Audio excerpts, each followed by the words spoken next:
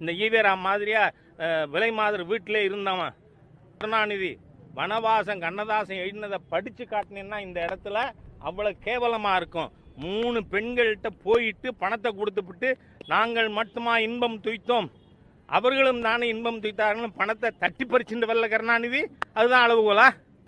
ஏன்னா அவனுக்கு அந்த உதயநிதி ஸ்டாலினுக்கு பேசுறதுக்கு ரைட் இருக்கு. அவன் பேசிக்கிட்டே இருப்பான் டெய்லி. எத்தனை நாள் ஆனாலும் பேசுவேம்மா கையை கட்டின்னு உட்காந்துருப்பாங்க. என்ன பண்றது? நெக்ஸ்ட் மந்த் 1ஆம் தேதி சம்பளம் வரணும். துணிச்சலும் உடம்புல ஒரு உற்சாகம். சனாதன தர்மத்தை இழிவா பேசின ஸ்டாலின் குடும்பத்தை சும்மா விட மாட்டோம்னு இவங்கள யாராவது ஒருத்தர் வந்திருந்தாருன்னா சந்தோஷப்பட்டிருப்பேன். ஆனா வரல. நன்றி. இல்லைன்னு சொல்றேன். இல்ல யார் அளவிடுறது? ஈவேரா அளவிடுவானா?